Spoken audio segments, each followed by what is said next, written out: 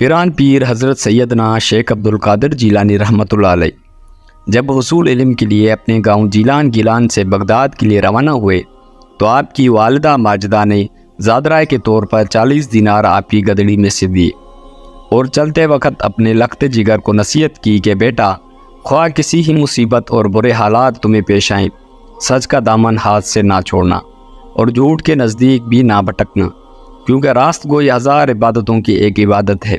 سعادت مند فرزند نے عرض کی، اماں، میں صدقے دل سے عہد کرتا ہوں کہ آپ کی نصیحت پر ہمیشہ عمل کروں گا۔ والدہ ماجدہ سے رخصت ہو کر بغداد جانے والے ایک قافلے میں شامل ہو گئے، کیونکہ اس دور میں طویل بیابانی راستوں میں تنہا سفر کرنا ممکن نہ تھا۔ اثناء سفر میں ہمدان سے کچھ آگے قزاقوں کے ایک جتھے نے قافلے پر چھاپا مارا اور اہل قافلے کا سب مال و اسباب لوٹ کر تقسیم کے لیے ایک جگہ جمع کر دیا۔ سیدنا حضرت شیخ عبد القادر ایک طرف چپ چاپ یہ دردناک نظارہ دیکھ رہے تھے کہ ایک ڈاکو کو آپ کی طرف بڑھا اور پوچھا، کیوں میاں، لڑکے تمہارے پاس بھی کچھ ہے؟ آپ نے فرمایا، ہاں میرے پاس 40 دینار ہیں۔ ڈاکو کو آپ کی بات پر یقین نہ آیا اور وہ آپ کی ہنسی اڑاتا ہوا آگے بڑھ گیا۔ اتنے میں ایک دوسرا افزاق آپ کی طرف آیا اور آپ سے وہی سوال کیا۔ آپ نے اسے بھی یہی جواب دیا، میرے پاس 40 دینار ہیں۔ آپ کی غریبانہ حالت کو دیکھتے ہوئے دوسرے ڈاکو نے بھی آپ کی بات ہنسی میں اڑا دی۔ ہوتے ہوتے یہ بات ڈاکو میں پھیل گئی اور ان کے سردار احمد بدوئی کی کانوں میں بھی جا پڑی۔ اس نے حکم دیا کہ اس لڑکے کو میرے پاس لاؤ۔ ڈاکو حضرت کو کشکشاں اپنے سردار کے سامنے لے گئے۔ سردار نے اپنے سے مخاطب ہو کر کہا، لڑکے، سچ سچ بتا، تیرے پاس کیا ہے؟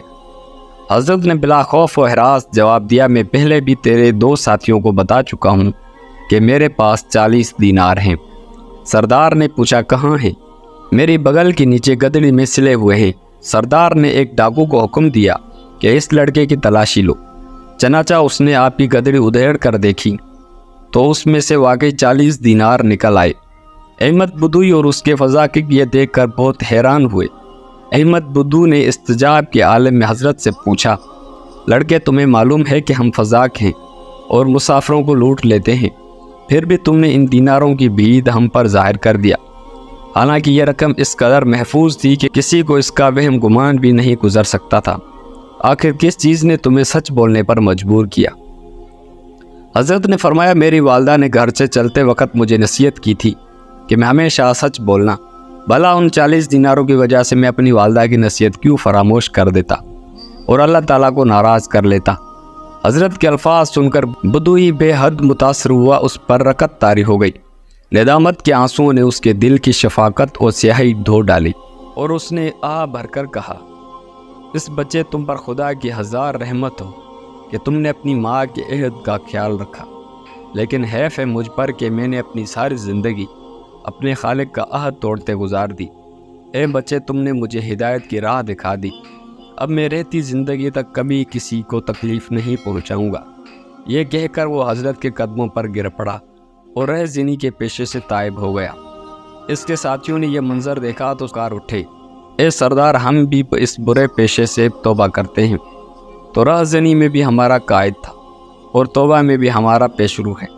چنانچہ انہوں نے لوٹا ہوا تمام مال قافلے والوں کو واپس دے دیا۔ کہتے ہیں کہ اس واقعے کے بعد احمد بدوئی اس کے ساتھی سچے مسلمان بن گئے اور اپنے زہد و تقوی، عبادت، دریافت اور خدمت خلق و حق و شانہ کی بدولت خالصان خدا میں شمار ہوئے۔ سچ کہا ہے کہ ماں کی گود بچے کے لیے پہلا مدرسہ ہوتی ہے، یعنی پہلی تربیت گاہ ہوتی ہے۔ چنانچہ اگر ماں بچپن میں ہی بچے کی اخلاقی تربیت کرے تو کوئی بعید نہیں کہ وہ آگے چل کر شیخ عبد القادر جیلانی بنے۔ لہٰذا اس واقعے سے ہم سب کو، خصوصاً ہماری ماؤں بہنوں کی خاص طور پر سبق حاصل کرنا چاہیے۔ اللہ تعالی ہمیں عمل کرنے کی توفیق عطا فرمائے، آمین یا رب العالمین۔